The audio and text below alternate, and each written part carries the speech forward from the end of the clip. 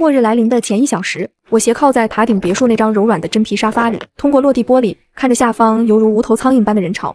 3天了，塔下黑压压的挤满了人，有平日里拿鼻孔看我的豪门阔少，有抛弃我的至亲。他们原本都躲在造价几十亿的地下避难所里，准备舒舒服服地度过浩劫。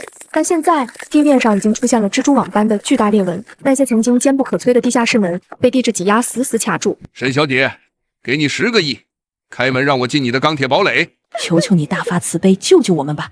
下面快裂开了。几十个大功率扩音喇叭正对着我的天空玻璃窗声嘶力竭的吼叫，每个人眼里都写满了对求生的贪婪和绝望。我没有理会，只是抬手看了一眼限量版百达翡丽。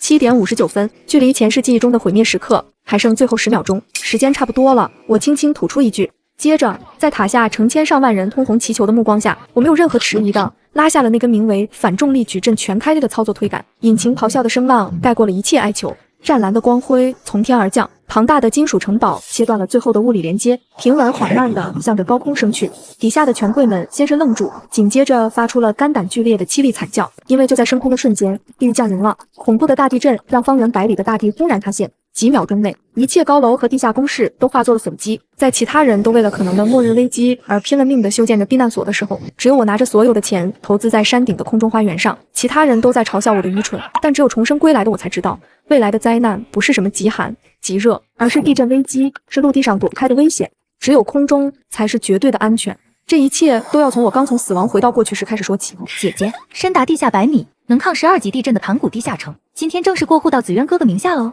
耳边的娇笑声将我拉回现实。高档咖啡厅里，苏尔依偎在林子渊怀里，涂着亮片指甲油的手指点了点桌上的转让协议，眼底满是掩饰不住的得意和挑衅。之下，现在网上末日天灾的言论满天飞，林家家大业大，这地下避难所对我们太重要了。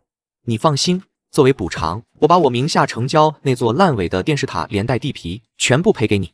以后我一定会娶你的。看着这对狼狈为奸的狗男女，我强忍着掀桌子的冲动。好啊，我极其干脆地拿起笔，在协议上签了字，连带把我妈留给我的其他不动产全部折现成了3个亿的现金。烂尾电视塔归我，地下城归你们。希望你们在地下住得愉快，千万别出来。苏尔见我这么痛快，眼中闪过一丝不屑，小声嘟囔：真蠢，拿着一座破塔等死吧。我冷笑一声，转身推门离去。叮，检测到宿主拥有高耸建筑所有权，反重力悬浮矩阵已激活，倒计时72小时，请宿主立刻开始爆改。拿到那3个亿的现金后，我没有1秒钟的停歇，直奔成交那座高达300米的烂尾电视塔。而在我忙碌的时候，林子渊和苏尔正拿着本属于我的地下城疯狂作妖。他们请了顶级的安保公司，把地下城打造成了极其奢华的末日避难所，甚至在朋友圈开启了疯狂炫耀模式。苏尔一天发8条动态，紫渊哥哥给人家买的顶级恒温维生系统，地下室里连罗曼尼康帝都囤了100箱呢。就算世界末日，我也要做最精致的地下小公主。配图是她穿着吊带裙在防爆门前比耶。我看着手机冷笑，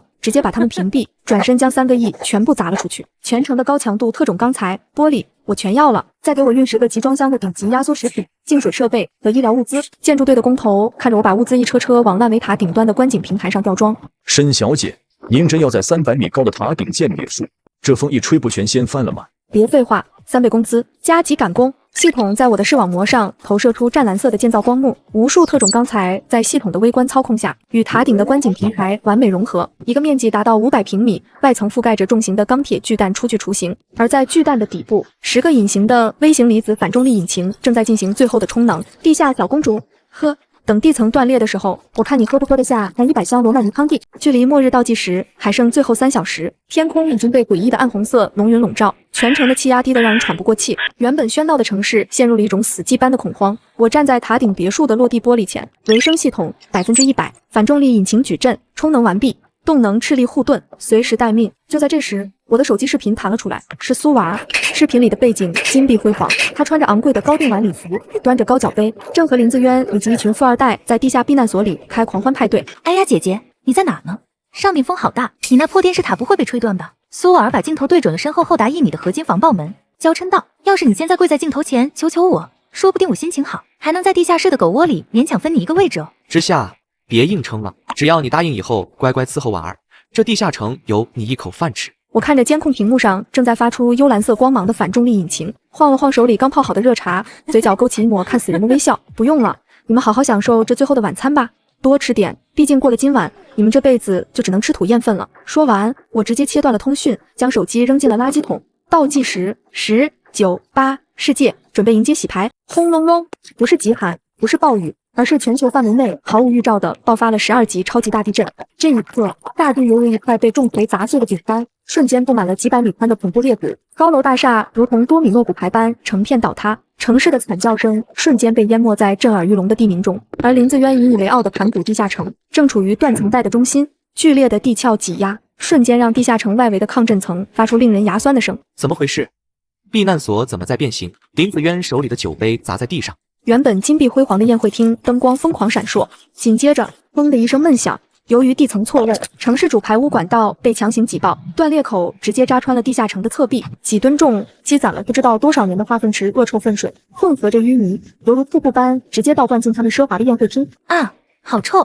救命啊！我的高定裙子！苏尔被迎面扑来的粪水浇了个透心凉，直接摔进了其腰身的排泄物里，疯狂干呕。但这还不是最绝望的，伴随着大地深处的嘶吼，无数浑身长满骨刺、没有眼睛、流淌着绿色粘液的地底深渊兽顺着裂缝疯狂涌出，它们嗅到了人类的气味，开始用利爪疯狂刮擦撕咬地下城的防爆门，刺耳的摩擦声犹如死神的催命符，回荡在黑暗恶臭的地下百米。活死人墓正式落成。与此同时，地表的情况同样惨烈。我所在的烂尾电视塔在12级地震中剧烈摇晃，塔身的基础已经开始崩塌开裂，巨大的水泥块呼啸着砸向地面。但我没有丝毫惊慌，我稳稳地坐在别墅的真皮沙发上，透过玻璃看着支离破碎的大地，缓缓抬起手，按下了控制台中心那枚金色的按钮，反重力引擎矩阵满载全开，启动。轰！一声足以震碎苍穹的巨响，电视塔顶端那座重达1000吨的别墅，连同巨大的金属底盘，瞬间喷射出10道耀眼的湛蓝色离子尾焰，强大的推力直接震碎了连接塔身的最后几根钢筋。我的天空之城就这样彻底挣脱了大地的束缚，犹如一颗逆向升空的流星，稳稳地拔地而起，50米、100米、500米，直到升入云层之上，彻底脱离了下方地动山摇的毁灭区，堡垒才缓缓悬停，开启了平稳的悬浮模式。阳光穿透云层，洒在堡垒的金属外壳上，折射出神圣的光芒。我端起桌上一杯醒好的红酒，走到落地窗前，脚下是浓烟滚滚、沦为炼狱的城市废墟，无数深渊兽在裂谷中游荡撕咬。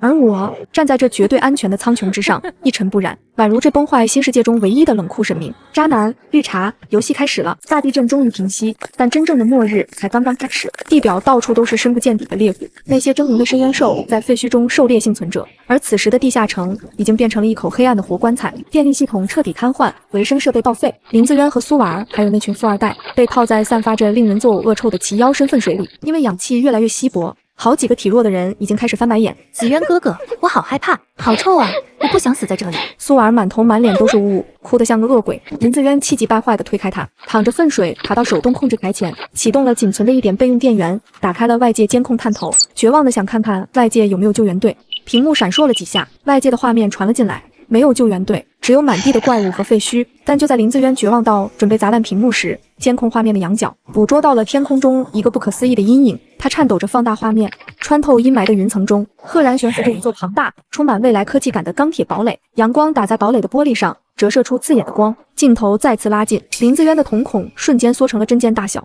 透过那全景玻璃，他清清楚楚地看到。我正穿着舒适的丝绸睡衣，敷着高级面膜，手里正用刀叉切着一块滋滋冒油的战斧牛排。没有饥饿，没有恶臭，只有高高在上的奢华。林子渊的眼睛瞬间充血，嫉妒和悔恨让他五官彻底，指甲死死抠进了肉里。那是沈之夏，那是那个烂尾塔，他怎么飞到天上去了？林子渊像疯了一样在其腰深的粪水里咆哮，猛地扑向通讯台，利用地下城备用的加密频道，疯狂向我的天空之城发送通讯请求。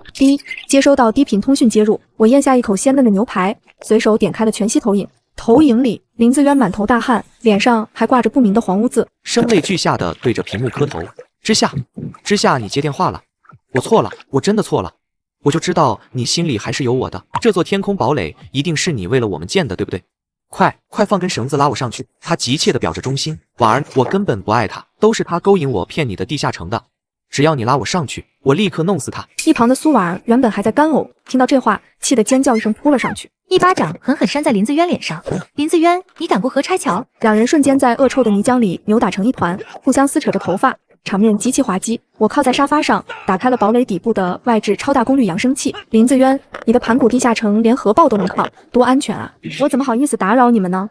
你们就在粪水里好好白头偕老吧。不，之夏，你不能这么绝情。我冷笑着切断了画面，想上来，急什么？好戏还在后头。通讯刚被切断，地下城里就传来了令人毛骨悚然的破裂声，啪啦砰！外围的第一层合金防爆门被十几只体型庞大的深渊兽硬生生用酸液腐蚀，用骨刺撞穿了一个大洞。门外那些安保人员连惨叫都没发出一声，就被拖入黑暗中，只剩下令人反胃的咀嚼声和骨头碎裂声。门破了，怪物进来了。地下城里彻底炸开了锅，那些富二代像没头苍蝇一样在粪水里乱窜，却被跳进来的怪物一口咬掉脑袋。林自渊为了活命，彻底丧失了人性。当一只怪物扑向他时，他猛地抓住身旁苏尔的亲生母亲，那个曾经指着我鼻子骂我没教养的恶毒老太婆，狠狠朝怪物的血盆大口里推了过去。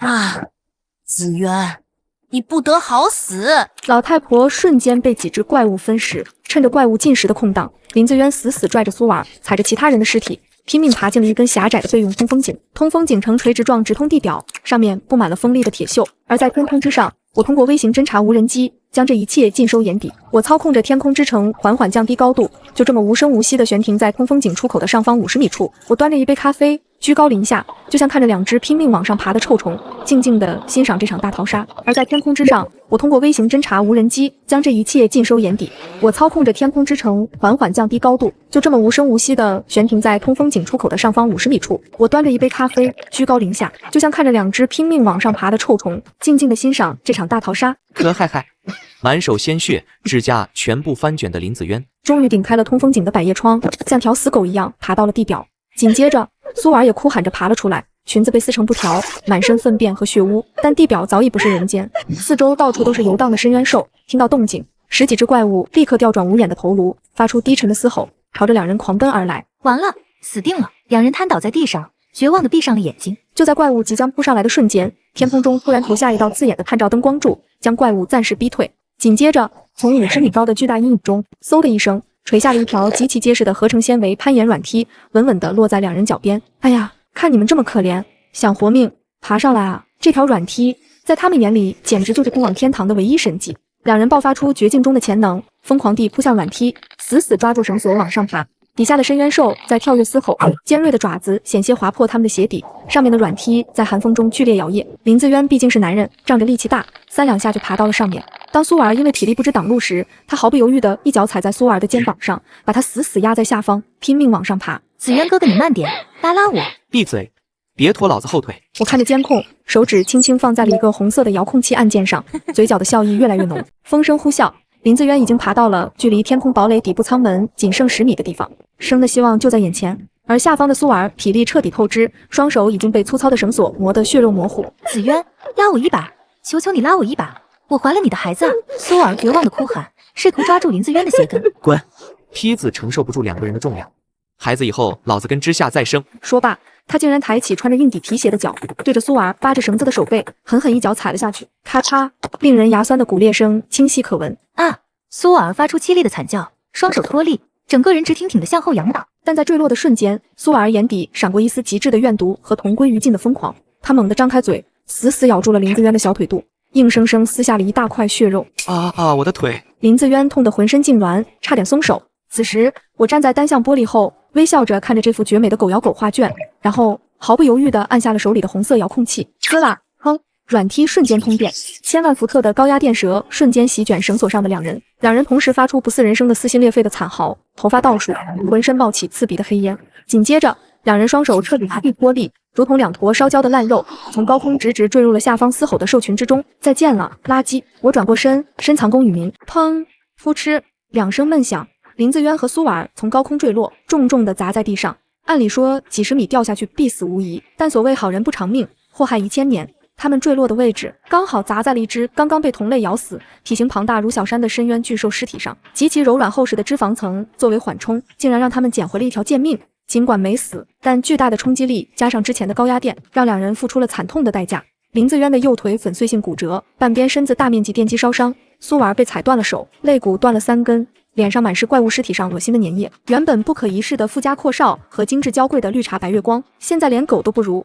为了躲避周围其他怪物的追杀，两人拖着残废的身躯，连滚带爬地钻进了一处倒塌商场的恶臭垃圾站里，和几只硕大的老鼠挤在同一个垃圾桶背后瑟瑟发抖。我在万米高空的驾驶舱里抿了一口咖啡，手指在屏幕上轻点，天空之城底部的一盏100万流明级别的探照灯骤然亮起，犹如天罚之眼，瞬间锁定了废墟里的那个垃圾站。强光刺得他们睁不开眼。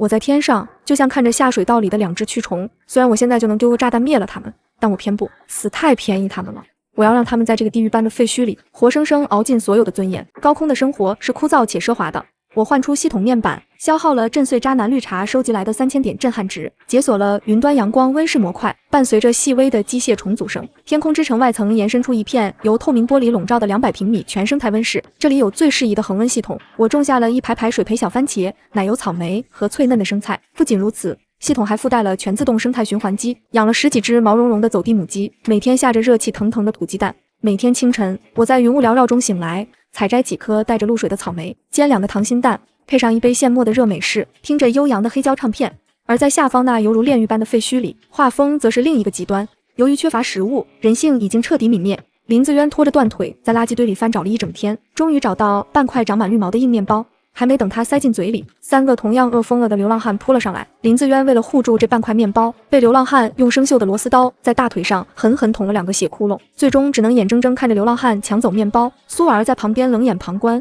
甚至连扶他一把的力气都没有。2人眼中只剩下对彼此的极度厌恶。天堂与地狱不过是一层云的距离。饿得双眼发绿的林子渊和苏婉虚弱地靠在断壁残垣下，抬头仰望，巨大的天空之城静静地悬浮在他们头顶的云层中，投下巨大的阴影。那是他们可望而不可及的神国。我好饿，子渊，我想吃肉。苏尔咽着酸水，眼泪在脏兮兮的脸上冲出2条沟壑。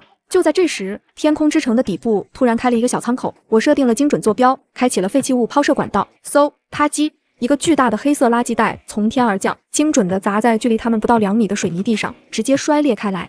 里面滚落出我昨天吃剩下的一堆厨余垃圾，10几根剔的只剩肉丝的炸鸡骨头，半块被我切得乱七八糟还带着血丝的战斧牛排边缘，半瓶发酸的牛奶，甚至还有几只苏儿以前极其宝贝，现在被我用完扔掉的空腊梅护肤品瓶子。气流带着烤肉的脂肪香气，瞬间钻进了2人的鼻腔。理智、尊严在饥饿面前不值一提。林子渊和苏儿甚至连1秒钟的犹豫都没有，发出如同野狗般的呜咽，4肢并用爬向那堆垃圾。2人趴在满是灰尘和碎玻璃的地上，林子渊一把抢过牛排骨头，疯狂地舔舐着上面的肉丝和油水。苏儿抢不到肉，竟然抱着那个带着残余奶渍的牛奶瓶，把舌头伸进去拼命地舔。昔日高高在上的林少爷和绿茶千金，如今正为了我丢下的垃圾大打出手，吃得满嘴是泥。这一幕比杀了他们还让我痛快，但在这弱肉强食的废土上，一点点肉香足以引来致命的灾祸。林子渊正贪婪地啃着牛排骨头，没注意到四周的阴影中已经围过来一群手持铁管和匕首的凶悍暴徒。这群人是附近监狱逃出来的重刑犯，满脸横肉，眼中透着饿狼般的凶光。哟，还有肉吃！暴徒首领狞笑着走上前，一脚狠狠踹在林子渊的脸上，咔嚓一声，林子渊的2颗门牙直接被踢飞，满嘴是血的惨叫着倒在地上。首领轻蔑地从他手里夺过那块带血的骨头，塞进嘴里砸吧砸吧嚼碎，连骨髓都没放过。苏尔吓得连滚带爬地躲到角落，连大气都不敢出。吃完骨头，暴徒首领并没有满足，他舔了舔嘴唇，抬头看向天空中那座庞大的悬浮堡垒。老大，刚才那垃圾就是从天上掉下来的，上面肯定有大把的物资和女人。一个小弟流着口水喊道。干他娘的，老子们在地上吃屎，有人在天上享福。首领眼中闪过一丝贪婪的疯狂，他大手一挥，去把昨天在军区废墟里挖出来的那台老式防空高射炮拉过来，给老子把那个铁王八打下来。林子渊捂着漏风的嘴，听到这话，眼中竟然闪过一丝的狂喜。打吧，打死沈之下那个星号，大家一起死。没过多久，几辆破烂的皮卡拉着一门锈迹斑斑的双联装高射炮停在了废墟的空地上，暴徒们熟练地装填上小腿粗的穿甲炮弹，将黑洞洞的炮口对准了1万米高空中的天空之城，给老子开火，打穿他的底盘！首领怒吼，咚咚咚，震耳欲聋的火炮声响彻废墟，3枚高爆穿甲弹拖着夜光，犹如逆行的流星般射向我的堡垒。林子渊在角落里激动得浑身发抖，仿佛已经看到我的堡垒坠落坠毁的惨状。然而在驾驶舱里的我连沙发都没起，只是端着一杯气泡水，冷漠地看着控制面板的红色警报。当炮弹飞到距离天空之城外壳还有10米的位置时，空气中突然荡漾起一层淡蓝色的6边形光幕，斥力动能护盾自动触发。爆！没有惊天动地的爆炸，没有钢铁撕裂的巨响，那3枚足以打穿主战坦克的穿甲弹，在接触到蓝色光幕的瞬间，就像是撞上了不可撼动的神明之墙，动能被瞬间吸收，炮弹直接在半空中被挤压成了的废铁，化作几团可笑的小火花，无力地坠落下去。就这，我冷笑一声，皮肤汗数，可笑至极。既然你们喜欢从天上掉下来的东西，那我就给你们来点大的。我修长手指在控制面板上轻轻一点，垃圾倾倒模式，万吨钢筋渣释放警报，排雷舱口已开启。伴随着系统冰冷的机械音，天空之城底部巨大的货舱底板向两侧划开。之前我在建造堡垒时，系统切割下来的数百吨废旧承重柱、水泥块和实心钢筋被反重力场一口气推了出去。对付这群地上的蝼蚁，我甚至不需要浪费一发昂贵的能量武器，因为在重力加速度面前，质量就是最恐怖的杀戮机器。那是什么？地面的暴徒首领举着望远镜，脸上的狂热瞬间凝固。视线中，天空仿佛下起了一场黑色的流星雨，几百吨的建筑废料携带着万钧之势，撕裂空气，发出刺耳的音爆声，精准地笼罩了暴徒所在的阵地。逃！快跑！惨叫声还未完全出口，毁灭已经降临。轰隆！大地震颤，尘土冲天起。那门高射炮被一根重达几吨的水泥柱正中靶心，瞬间被砸成了厚度不足10厘米的铁饼。暴徒首领根本来不及逃跑，一捆呼啸而下的钢筋直接将他死死钉在了地上，没有血肉横飞的特效，只有绝对暴力的物理碾压。几十个暴徒在几秒钟内被物理抹平，连反抗的资格都没有。远处的垃圾堆后，林子渊和苏儿被巨大的震动掀飞出去，看着几米外被砸成平地的暴徒阵地，两人吓得裤裆一热，屎尿齐流，彻底趴在地上，成了两条被吓破胆的死狗。天上掉建筑垃圾砸平暴徒的事，很快在废土传开了。但这不仅没有吓退贪婪的亡命徒，反而让更多人确信，天上的那座堡垒里有着无尽的财富。几天后，一支拥有上百人甚至开着几辆车的末日新军阀接管了这片区域。这群人手段更残忍，抓捕幸存者作为奴隶。苏儿和林子渊毫无悬念地被抓了，眼看就要被扔去充当诱饵喂怪物。苏儿看着军阀头目那贪婪盯着天空的眼神，脑子里闪过一个极度下作的念头：长官，别杀我，我对你们有用。苏儿挣脱守卫，天上那个女人叫沈之夏，她是我亲姐姐，只要你们带上我，我可以用亲情打动她，骗她打开舱门让你们进去。军阀头目一把捏住苏儿满是泥污的下巴，眼中金光一闪：你确定？确定，我们一家人以前感情可好了。他就是刀子嘴豆腐心，只要我哭得惨一点，他一定会心软的。为了活命，苏儿谎话连篇。头目大笑起来，随手丢给他一块干净的压缩饼干。好，如果你能骗开门，老子重重有赏。苏儿捧着饼干狼吞虎咽，完全无视了被吊在一旁树上的林子渊。林子渊看着这个背叛自己讨好军阀的星号，眼中仿佛要滴出血来，暗暗咬碎了后槽牙。军阀的执行力很强，他们拉来了几台大功率的阵地广播喇叭，将音量调到最大，直直对准了天空。苏儿被军阀头目拿枪指着脑袋，握着麦克风，开始了他令人作呕的表演。姐姐，之夏姐姐，我是玩啊！刺耳的哭喊声通过高音喇叭穿透云层，回荡在天际。姐姐，我错了，妈死得早，你是我在这个世上唯一的亲人啊！地下城的事都是林子渊那个畜生逼我干的，求求你打开舱门救救我吧，我快饿死了！你最心疼我了，对不对？我在驾驶舱里听着外音捕获系统传来的哭喊，差点把嘴里的咖啡喷出来。亲情、心疼，这女人的脸皮简直比我的还要厚。前世把我关在门外喂怪物的时候，她可没想过我们是亲人。想完苦肉计骗我开门，我冷笑一声，眼神逐渐冰冷。对付这种绿茶，最有效的办法就是让他彻底颜面扫地。我在系统面板上画出武器库，目光锁定在一个奇葩的非致命防御模块上。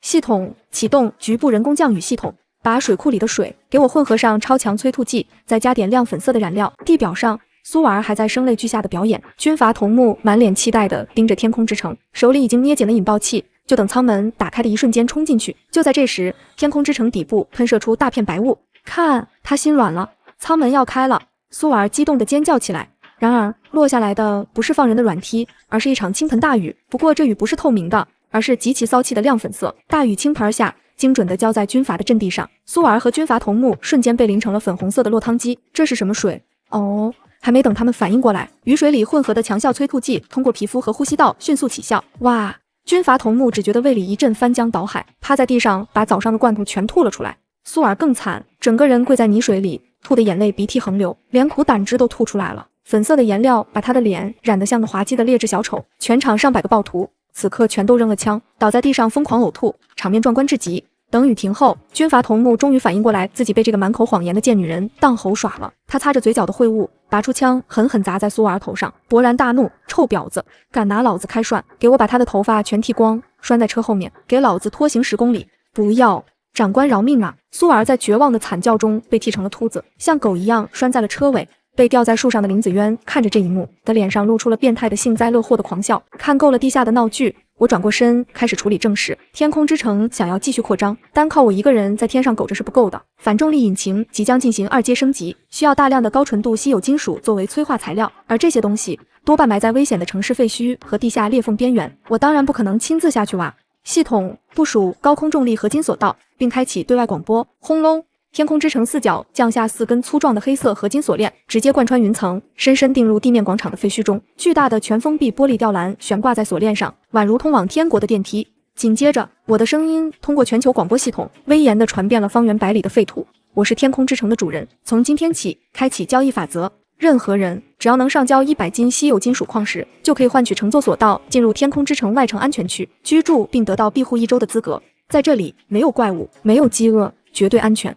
命在你们自己手里，想活就去挖。这个消息犹如在死寂的绝望深渊里投下了一颗核弹，地表上那些苟延残喘，每天都在生与死边缘挣扎的幸存者们彻底疯狂了。只要100斤破石头，就能去那个犹如神国一样的地方睡个安稳觉。一场以命相搏的淘金热在这片废土上轰然拉开帷幕，而我只需坐在王座上，等待着韭菜们心甘情愿地为我奉上进阶的养料。全程广播一出，整个废土彻底陷入了疯狂。100斤稀有金属就能换取1张通往天堂的门票。对于那些每天都在生与死边缘挣扎，连吃一口发霉面包都要拼命的幸存者来说，我的天空之城就是绝望中唯一的神迹。成千上万的人冒着被深渊兽撕碎的风险，犹如蚁群般涌向地层断裂的缝隙边缘，用双手用铁锹疯狂挖掘着裸露的矿脉。林自渊也在人群里，他看着高空垂下的全封闭玻璃吊篮，眼中燃烧着极度的渴望。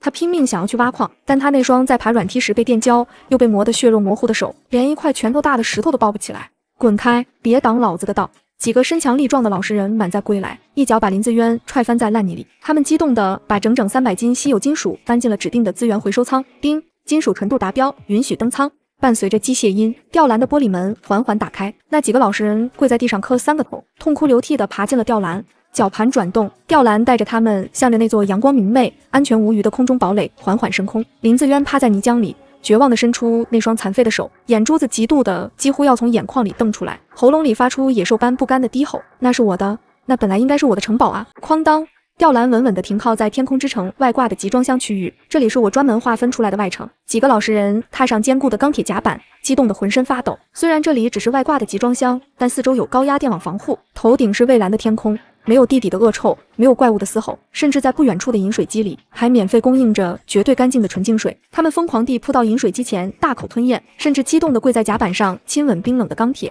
全员肃静。我穿着一袭洁白的真丝长裙，端着一杯热气腾腾的红茶，站在内城与外城交界的单向玻璃后，居高临下地俯视着他们。我的声音通过广播冰冷而极具威严地响彻外城：欢迎来到天空帝国，但记住，这里不养闲人。进入外城的所有人每天必须在空中农场进行12个小时的高强度劳作，用劳动换取积分和口粮。我顿了顿，语气瞬间降至冰点。如果有人敢偷懒、闹事或者违背我定下的规矩，这1000米高空的风景就是你们最后的归宿，明白了吗？明白，城主大人，我们一定拼命干活。几个幸存者磕头如捣蒜，在废土上能安稳的干活吃饭已经是天大的恩赐。我的天空帝国终于迎来了第一批廉价又忠诚的劳动力。地表之上，疯狂的淘金热还在继续。苏尔被军阀剃光了头发，脸上满是粉色染料洗不掉的印记，整个人看起来像个丑陋的疯婆子。他饿得连站都站不稳，却死死盯着天上的吊篮。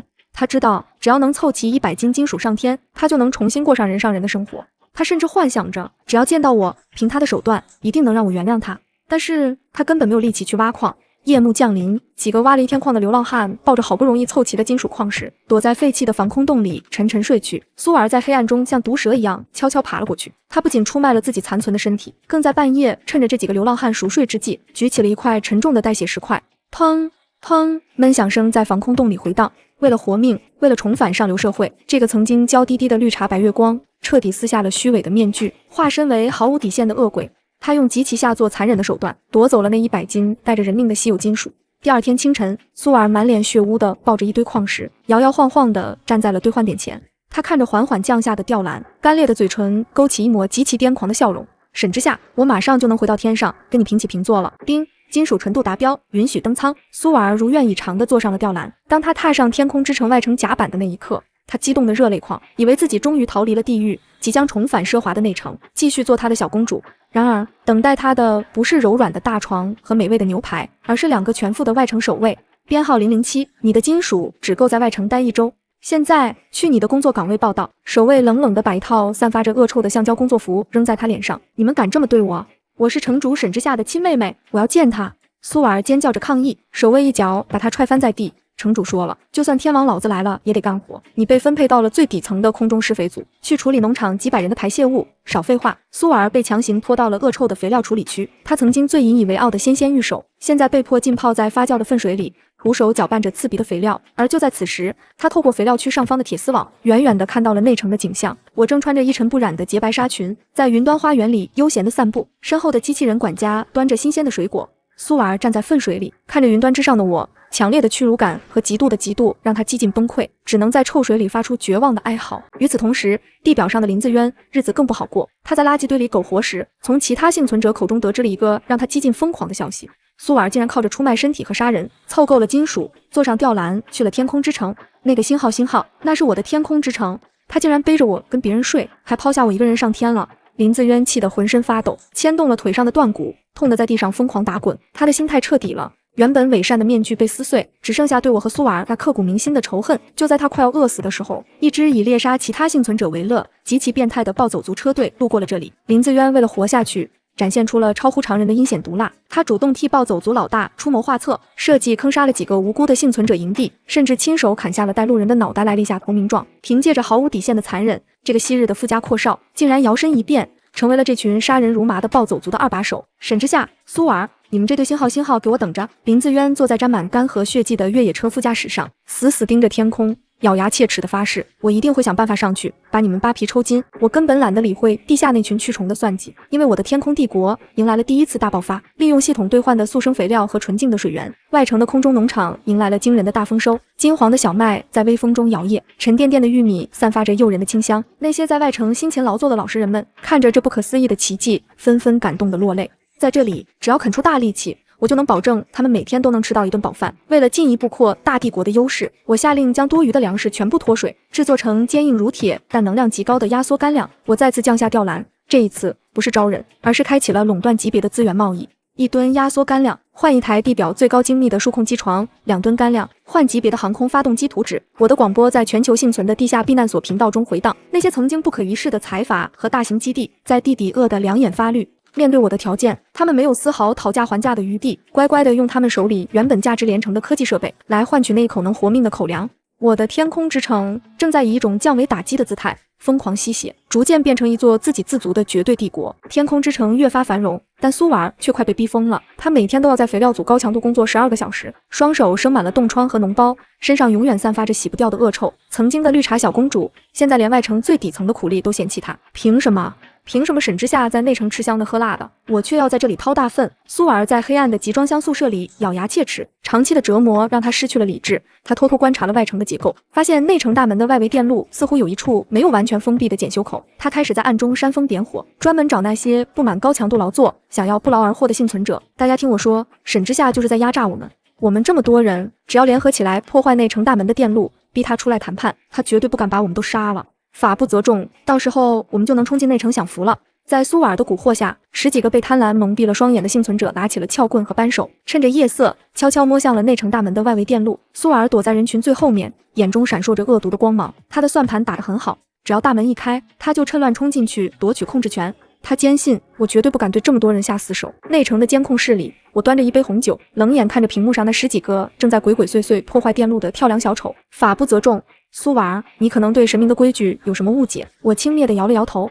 就在他们刚刚把撬棍插进电路板，准备强行短路大门时，天空之城的警报骤然拉响，警告：地区甲板检测到非法破坏行为。苏瓦尔兴奋地大喊：门要开了，大家用力！然而我根本没有出去谈判的打算，我坐在宽大舒适的真皮转椅上，直接按下了控制台上那个鲜红的地区底盘分离键。轰隆，咔咔咔，伴随着一阵令人牙酸的机械齿轮脱落声，苏瓦尔所在的整个外城地区甲板竟然在瞬间失去了重力锁定，直接向外倾斜了整整45度。那10几个闹事的人根本来不及反应，脚底一滑，惨叫着顺着光滑倾斜的钢铁甲板滑落下去，直接坠入了1000米高空的无尽深渊。苏瓦尔的反应极快，在甲板倾斜的瞬间，他疯了一般死死扒住了边缘的防护栏杆，整个身体悬空在云层之上，吓得裤裆一热，黄色的液体顺着大腿流了下来。我接通了地区的广播，冰冷无情的声音在寒风中犹如死神的宣判。在地上可能有法不责众，但在天上我就是法。外城的暴乱被我用最雷霆的手段瞬间镇压，再也没有人敢对内城有半点非分之想。而在地表之上，林子渊所在的暴走族竟然在一次清扫废弃军营的任务中走了星号运，发现了一架被妥善保存在地下机库里的直升机。更离谱的是，这群暴徒里居然有个曾经的地勤维修工，硬是拼凑零件把这架直升机给修好了。看着那挂载着机枪和火箭弹的空中杀器，林自渊的心跳瞬间飙升到了极限。老大，机会来了！林自渊拖着一条机械义肢，满脸狂热地凑到暴走族老大面前。天上那座堡垒里全都是最顶级的物资和女人，只要我们用直升机飞上去，用火箭弹轰开它的大门，整个天空之城就都是我们的了。老大摸了摸光头，眼中满是贪婪。干，老子早就眼红那个飞在天上的铁王八了。你会领航，我懂坐标，我带路。直升机螺旋桨发出巨大的轰鸣声，掀起漫天黄沙。林自渊坐在副驾驶上，眼神中透出极度的疯狂和残忍。之下，你的死期到了，我要亲手砸碎你的防御，在你的天空别墅里狠狠干死你！哒哒哒哒。直升机嚣张地飞到了与天空之城平行的云层高度，暴走族老大疯狂扣动扳机，大口径机枪子弹如同雨点般打在我的能量护盾上，激起阵阵淡蓝色的涟漪，却连一丝裂缝都没打出来。林自渊在副驾驶上嚣张地狂笑，通过外放喇叭疯狂叫嚣：沈之夏，你个星号快开门投降，不然老子一发火箭弹把你的乌龟壳炸烂！我坐在全景落地窗前，切着盘子里新鲜的奶油草莓，连眼皮都没抬一下。系统，苍蝇太吵了，解锁天机自律光能塔。冰。消耗5000震撼值，光能塔已部署并充能完毕。内城顶端，一座犹如红宝石般璀璨的水晶塔缓缓升起。锁定目标，我轻轻打了个响指，嗡，吃一道极其刺眼、直径半米的红宝石色高能激光瞬间从塔尖射出，速度快到肉眼根本无法捕捉。只一瞬间，犹如一把烧红的热刀切过一块柔软的黄油。那架还在半空中盘旋嚣张的直升机，其顶部的螺旋桨连同半个机舱被极其平滑、毫无阻碍地切成了两半，火光甚至都来不及爆开。直升机瞬间失去所有动力，打着旋儿，犹如断线的风筝般从高空垂直坠落。扩音喇叭里，林自渊的狂笑瞬间卡壳，转化成了撕心裂肺、直冲云霄的绝望惨嚎。我优雅地咽下一口草莓，下辈子别惹有制空权的人。主角光环，不，林自渊这叫反派的蟑螂命，贱得令人发指。那架被光能塔一分为二的直升机从1000米高空直坠而下，眼看就要粉身碎骨。却在坠落地表的最后一刻，极其巧合地卡在了一条狭窄幽深的地震裂缝中间，机舱被挤压得严重变形，驾驶座上的暴走族老大被一根断裂的操纵杆直接当胸穿透，当场毙命。而副驾驶上的林自渊，双腿被挤压成了一滩无法辨认的肉泥，彻底废了。几天后，我百无聊赖地放出微型侦察无人机巡视地表，竟然在那条裂缝里看到了令人反胃的一幕：林自渊还没死，他倒吊在机舱里，面容枯槁如干尸，但他竟然割开了暴走族老大的手腕，靠着吞咽身边同伴那腥臭的血液，硬生生苟活了下来。这生命力，下水道里的老鼠看了都得喊声祖宗。我看着屏幕，嫌恶地皱了皱眉。系统提示音响起，宿主是否需要发射微型导弹进行彻底清除？不必。我冷笑一声，这么痛快的死法太便宜他了。他既然这么想活着，我就让他在这废土的地狱里活着受尽无穷无尽的折磨。我操控无人机直接离开，不再施舍他任何一个多余的眼神。如果说大地震和怪物只是灾难的开胃菜，那么地球对人类的清算现在才进入正餐。轰隆隆，嘶！地表那些深不见底的裂缝底部突然发出令人毛骨悚然的嘶鸣声，紧接着大量浓郁的黄绿色毒气犹如喷泉般从地底疯狂涌出。这不是普通的毒气，它带有极强的腐蚀性和致命的神经毒素，且密度比空气重，迅速沉淀在地表50米以下的低洼区域。那些原本躲在地下室或废墟底层的幸存者，连惨叫都没来得及发出，只要吸入一口，肺部瞬间被腐蚀成血水，七窍流血而亡。整个地表转眼间变成了一片被黄绿色毒雾笼罩的死亡炼狱，只有那些躲在100米高楼顶端的幸存者还能勉强呼吸到一丝浑浊的空气。而我的天空之城稳稳地悬浮在500米的高空对流层，毒气根本无法企及这个高度。不仅如此，系统自带的绝对纯净空气过滤循环系统，让堡垒内部的空气始终保持着森林氧吧般的清新。站在云端，俯瞰下方翻滚的黄绿色死亡之海，我的堡垒在阳光的照耀下熠熠生辉。这一刻，天空之城彻底变成了这颗绝望星球上唯一能被称为天庭的绝对圣地。毒气爆发的瞬间，天空之城外层边缘也感受到了一丝余波。之前因为底盘倾斜，被挂在半空中拼死爬上来的苏瓦，刚好瘫软在外层甲板的最边缘喘息。一阵夹杂着微量黄绿色毒气的上升气流，好巧不巧地掠过了大门外缘，轻轻拂过了苏瓦的脸颊。啊，好痛！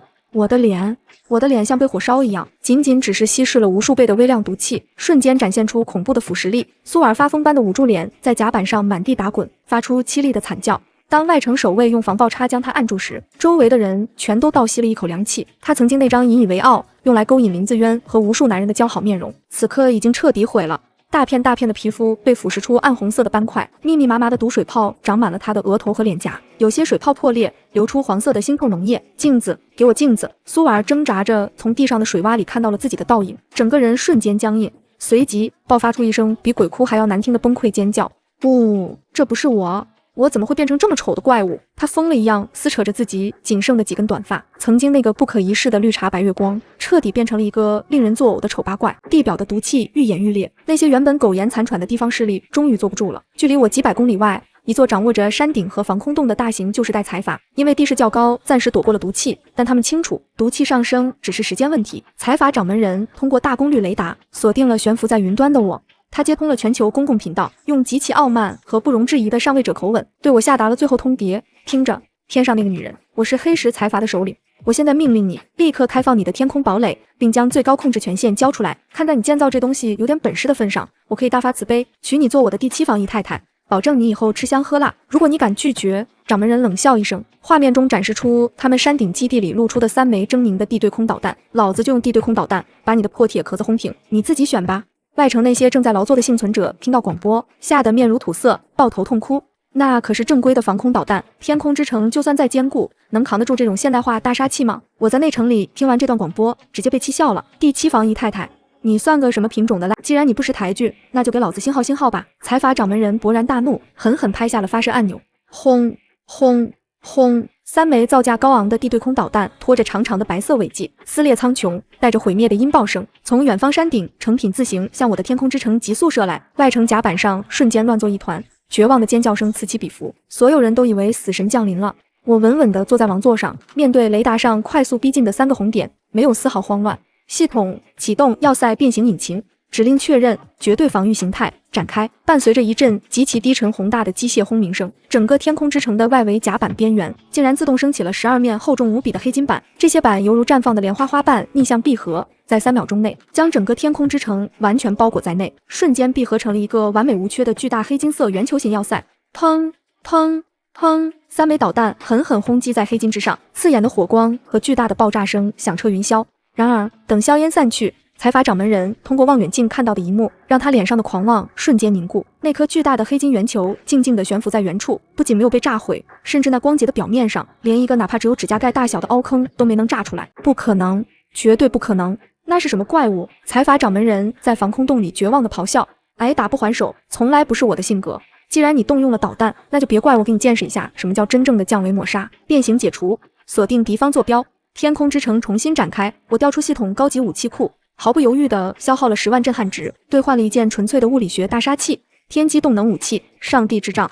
那是一根长达5米、由高密度钨合金打造的实心圆柱体，没有任何炸药，也没有任何复杂的电子引信。我将天空之城拉升至万米高空，瞄准了财阀所在的山头，释放钨合金柱，犹如一颗黑色的流星，从万米高空自由落体。在重力加速度的狂暴加持下，它与空气摩擦，爆发出耀眼的火光，速度突破了10几马赫。轰隆！没有漫天的火光，只有极度纯粹的动能撞击。整座山头在接触的瞬间，直接被那恐怖的势能生生削平。坚不可摧的核防空洞犹如纸糊的一般，被砸出一个直达地底100米的巨坑。巨大的冲击波将防空洞里的一切建筑设备，连同那个嚣张的财阀掌门人，在瞬间被极度的高压气化。大地震颤了足足5分钟。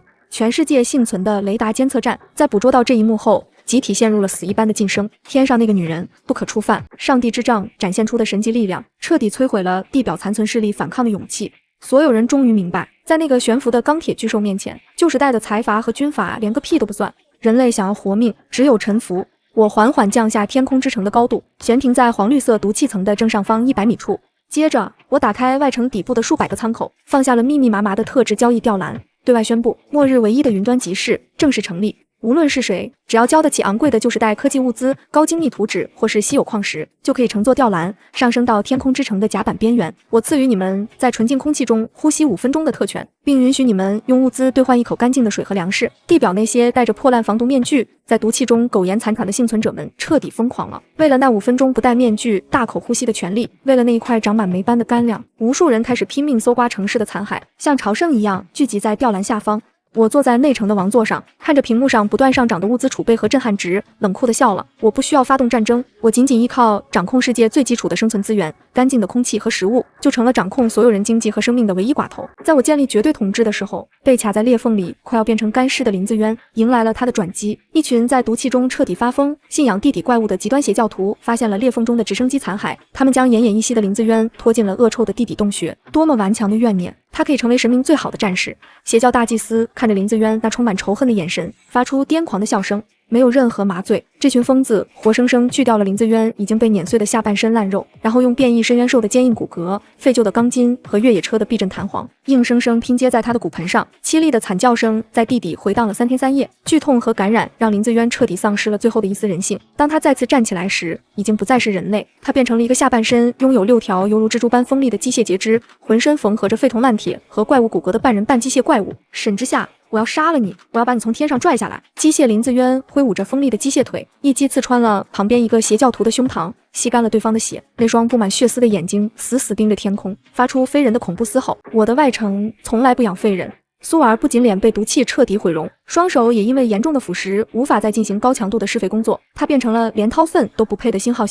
城主大人，编号007已经没有任何劳作价值，是否直接扔下甲板？守卫向我请示。我看着监控里缩在墙角丑陋不堪的苏尔，轻笑一声，扔下去太便宜他了。既然干不了活，那就给外城的苦工们提供点娱乐价值吧。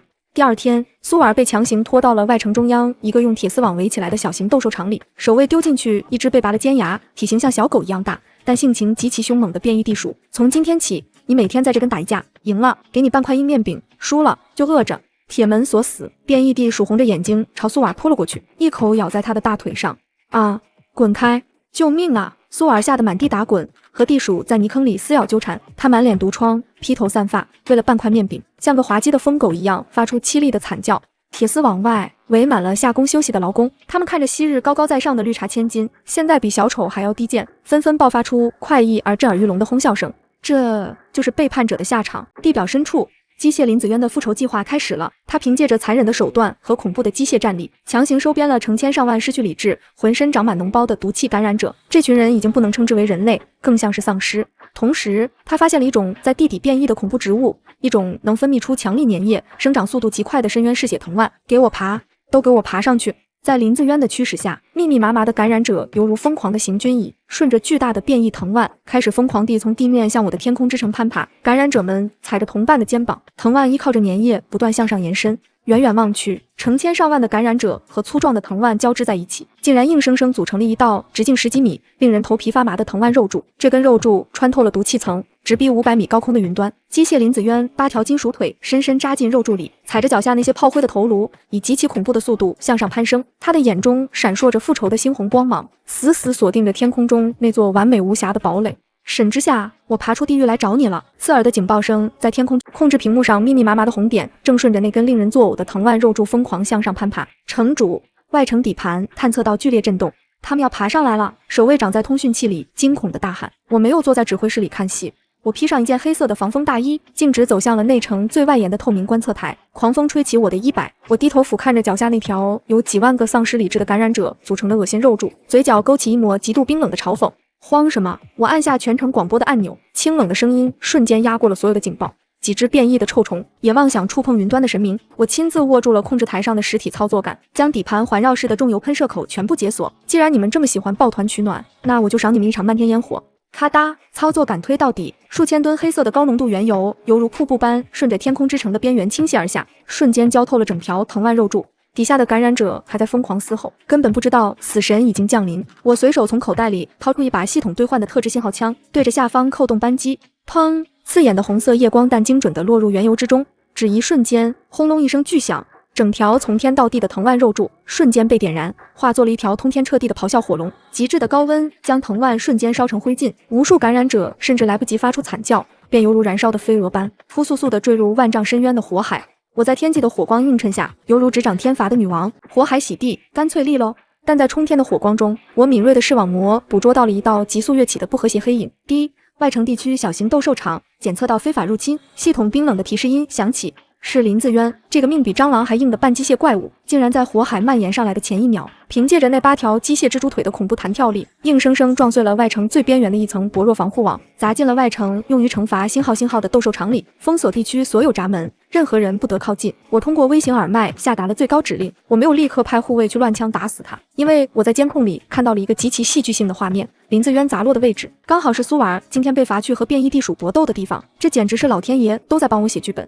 我端起一杯红酒，慢条斯理地乘坐内城专用透明电梯，降落到了隔绝内城与地区斗兽场的那面单向玻璃墙后，我就站在这里，距离他们不到10米，他们在外面看不到我，但我却能将他们身上每一寸肮脏和丑陋都看得清清楚楚。2个曾经合谋背叛我、抢走我地下城的恶鬼，终于在这云端之上，以最不堪入目的姿态重逢了。好戏现在才真正开场。斗兽场内弥漫着焦糊和腥臭的味道，机械林子渊重重地摔在泥浆里，机械腿擦出刺眼的火花，他狼狈地爬起来，8条金属腿疯狂挥舞，刚准备寻找突破口杀进内城，就踢到了一个浑身脏污、散发着恶臭的人影。滚开，别挡老子的路！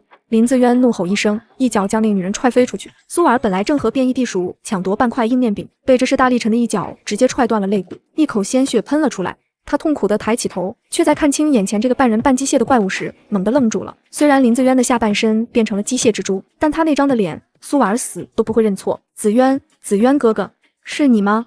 你来救我了，对不对？苏婉犹如抓住了最后一根救命稻草，连滚带爬地扑过去，死死抱住林子渊的一条机械腿，满脸毒疮的脸上挤出一个比哭还难看的媚笑。我是婉啊，你带我走，带我杀进内城好不好？林子渊低下头，看着这张布满黄脓包、头发掉光、犹如癞蛤蟆般丑陋恶心的脸，胃里一阵翻江倒海。你这恶心的怪物也配叫婉？林子渊厌恶到了极点，毫不留情地再次飞起一脚，狠狠踢在苏婉的下巴上。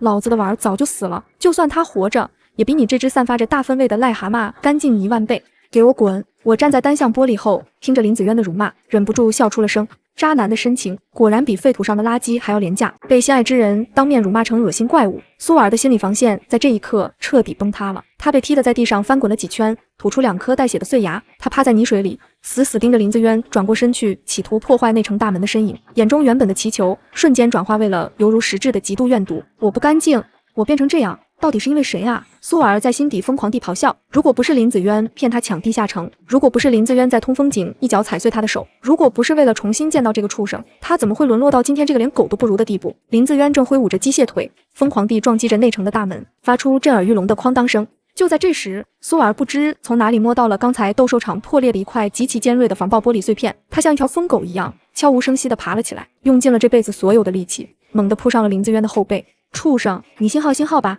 苏尔发出一声凄厉的尖叫，手中的玻璃碎片没有丝毫犹豫，顺着林子渊机甲与脖颈连接的缝隙，狠狠地扎进了他的颈动脉。噗嗤，嫣红的鲜血犹如喷泉般飙射而出，瞬间染红了玻璃。我站在玻璃后，优雅地抿了一口红酒。我甚至按下了外放广播，将这段背叛与刺杀的交响乐实时播放给整个外城的劳工听，让所有人都听听，这就是得罪我的下场。星号，鲜血狂喷而出，林子渊痛苦地捂住脖子，猛地转身，机械蜘蛛腿犹如狂乱的绞肉机般疯狂乱踹，将苏尔单薄的身体瞬间洞穿。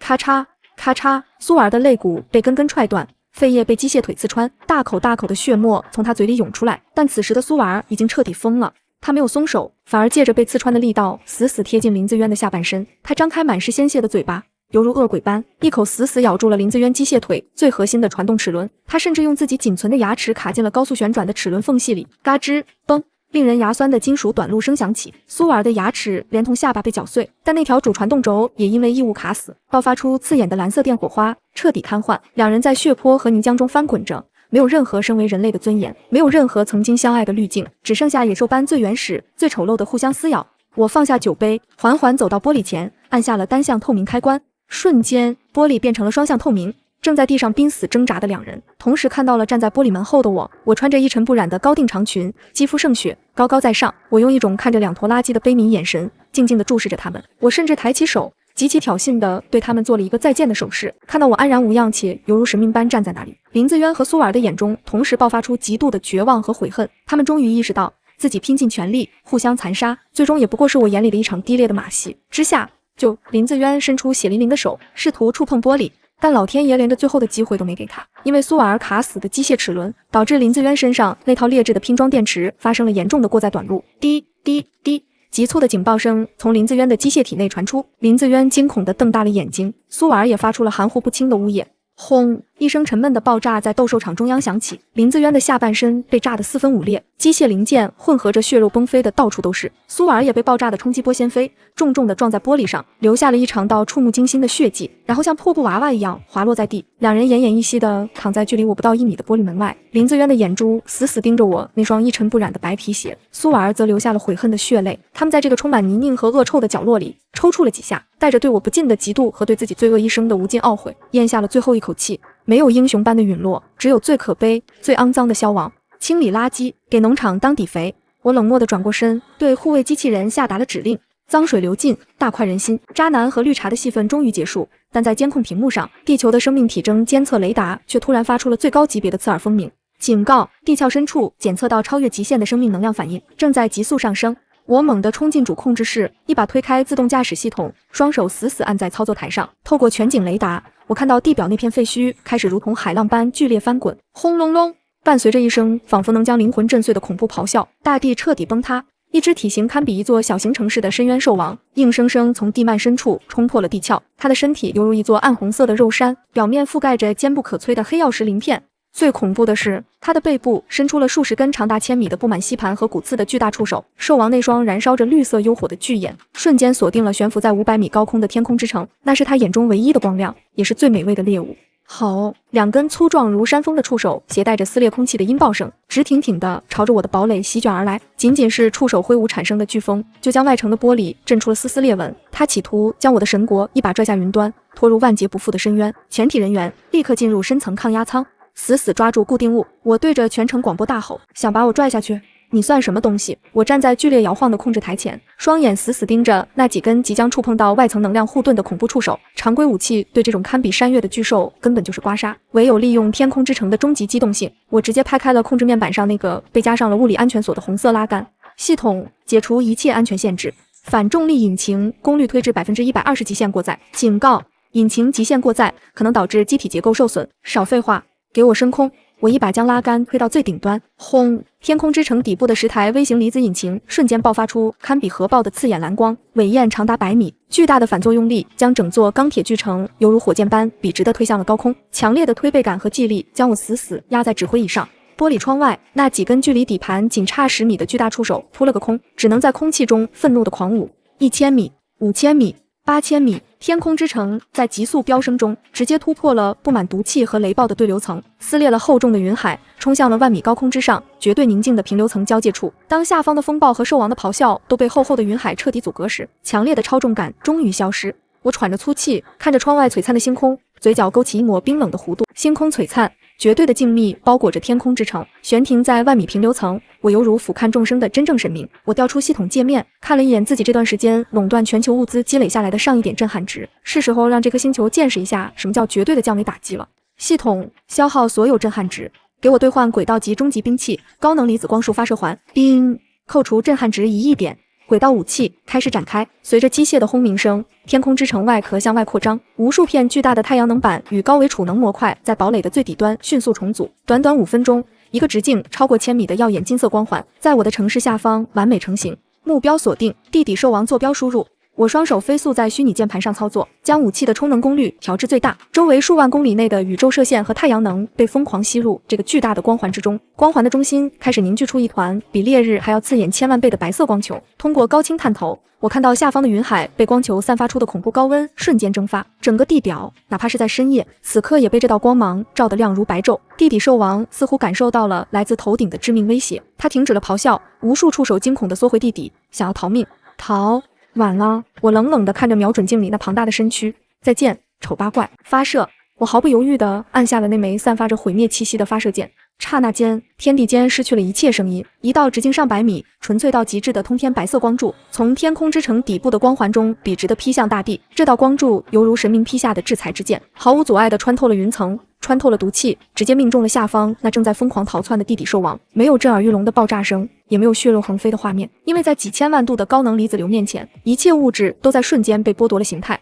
巨大的地底兽王连一声最惨烈的哀嚎都没来得及发出，他那坚不可摧的黑曜石鳞片犹如山峰般的庞大身躯，在接触光柱的瞬间，直接被极度的高温气化，分解成了最原始的分子状态。不仅是兽王，连同它周围几十公里范围内的污染地壳、残存的深渊兽以及那恶臭的地底断层，全都被这道光柱硬生生烧成了虚无。光芒持续了整整10秒钟，当光柱消散，我通过屏幕看向地面。原来兽王盘踞的地方出现了一个直径10几公里、深不见底的巨坑，而在巨坑的表面，地壳被高温瞬间融化又冷却，结成了一层晶莹剔透、犹如琥珀般的巨大琉璃。降维抹杀，神罚降临。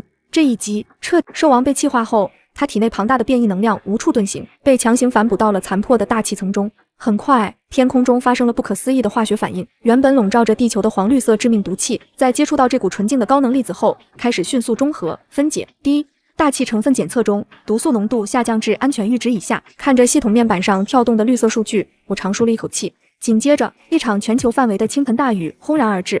这不是酸雨，更不是带有腐蚀性的毒液，而是蕴含着生命能量的纯净之雨。大雨冲刷着干涸开裂的废土，将那些变异怪物的残骸、恶臭的污泥，连同旧时代一切肮脏的罪恶，彻底洗刷干净。3天后，雨停了，我站在天空之城的甲板上，抬起头，看到了这几个月来都不曾见过的蔚蓝天空，阳光毫无保留地洒在经过琉璃化净化过的大地上，空气中甚至弥漫着一丝久违的泥土清香。城主大人，天晴了！外城的幸存者们纷纷跑出抗压舱，他们扒着栏杆，看着下方重新焕发生机的世界，激动地抱头痛哭。我的天空之城宛如带来希望与新生的神奇殿堂，静静地悬浮在云端。我知道旧的废土已经结束，而属于我的新世界才刚刚拉开帷幕。目标的净化平原，启动降落程序。我回到指挥座上，稳稳地推下操纵杆。天空之城的反重力引擎发出低沉的轰鸣声，庞大的钢铁巨兽开始缓缓下降高度，穿过洁白的云层，在万众瞩目之下，如同一座巨大无匹的浮空岛屿，稳稳地降落在了一处被高温彻底净化、地势平坦的琉璃平原之上。轰！巨大的金属底盘与地面接触，发出沉闷的巨响，扬起一阵轻微的尘土，开启外城主舱门。伴随着气压释放的嘶嘶声，高达20米的黑金大门缓缓向两侧敞开，阳光毫无阻拦地倾泻进宽阔的通道。我披上一件黑色的披风，在2列全副的智能护卫机器人簇拥下，率先踏出了堡垒，双脚稳稳地踩在了坚实的大地上。紧接着，外城那几千名追随我日夜劳作的幸存者们也跟随着走了出来。当他们发现自己不需要戴防毒面具就能大口呼吸，当他们发现脚下的土地再也没有怪物的嘶吼时，所有人再也控制不住情绪，纷纷跪倒在地，亲吻着这片来之不易的土地。城主万岁！城主万岁！排山倒海的欢呼声响彻云霄。我看着这群对我敬若神明的人类，微微扬起了下巴。重临凡间，我不是来当救世主的，我是来当统治者的。天空之城落地的消息如同风暴般席卷了全球残存的网络。虽然我那一发上帝之杖震慑了大型财阀，但地表上依然散落着许多不知死活，在偏远地区苟延残喘的小型暴徒营地和恶棍首领。他们远远看到天空之城落地，不仅没有心生敬畏，反而被贪婪蒙蔽了双眼。那个铁王八落下来了，他肯定没有能源了，里面全是女人和吃不完的粮食。兄弟们趁他病要他命，冲进去抢光一切。很快，地平线的尽头扬起了漫天沙尘，上百辆破烂的皮卡车、越野车，载着几千个手里拿着生锈步枪、匕首的暴徒，叫嚣着、狂笑着，组成了一道肮脏的人海防线，浩浩荡荡地朝着我的天空之城冲锋。他们以为只要靠着人多，就能用人命堆开我的大门，就能抢夺我辛苦建立的帝国。我站在高耸的城墙之上，用望远镜看着这群犹如跳蚤般冲过来的残渣，眼中闪过一丝极度的轻蔑。果然，人类从不吸取教训。既然旧时代的垃圾自己送上门来，那就顺手扫进垃圾堆吧。我随手将望远镜扔给旁边的机械副官，开启1号库，特种护卫队出战。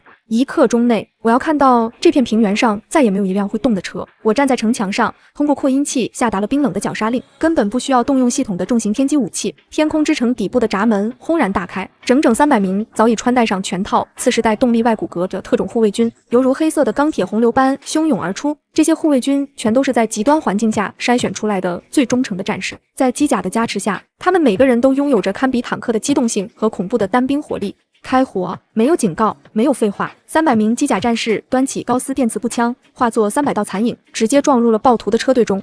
轰！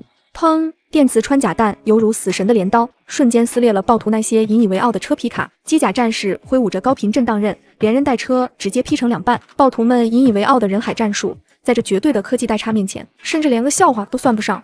10分钟。仅仅只用了10分钟，那些叫嚣的暴徒在绝望的惨叫中被单方面屠戮殆尽，残破的车辆燃烧着黑烟，铺满了荒原。我站在城墙上，看着护卫军踩着敌人的尸体列队凯旋，满意的点了点头。新世界的基石必须用旧势力的鲜血来浇筑。肃清了周围的垃圾后，我正式将天空堡垒所在的位置确立为新世界的核心首都云巅之城。为了彻底摒弃旧时代的腐朽，我坐在内城大殿那张用纯钢打造的王座上，对外城所有人以及全球还在监听的残存人类颁布了不可违逆的云端法典。我看着下方乌泱泱跪伏的幸存者，声音冷厉而威严。在这里，我废除旧时代的一切律法。我的规矩就是唯一的法律。第一，不看出身，不看性别，只看能力与对城市的贡献。想要物资，用你们的双手和忠诚来换。第二，严禁任何形式的背叛与拉帮结派，如有违背，剥夺一切资源，流放废土。第三，也是最重要的一点，我不养好吃懒做的星号，更不接受任何道德绑架。谁敢跟我提一句你应该救我，我就立刻送他去见上帝。我的每一句话都通过广播砸进每一个人的心里。没有圣母的施舍，只有绝对公平的等价交换。那些原本还想靠着卖惨混饭吃的人，彻底死了这条心；而那些真正有技术、肯吃苦的老实人和科研人员，则在这部严酷但绝对公正的法典下，看到了人类文明延续的希望。秩序在强权之下迅速重建。解决完内政，我开始着手解决新世界最核心的问题——食物。我利用这段时间积攒的震撼值，从系统里兑换出了一批完全无视辐射且生长周期极短的超级基因抗辐射种子。我命令上千台全自动农业机器人从云巅之城出发，在这片被净化过的平原上疯狂开垦。仅不到1个月的时间，奇迹发生了。原本焦黑荒芜的废土之上，竟然长出了上万亩绿油油的麦浪和稻田。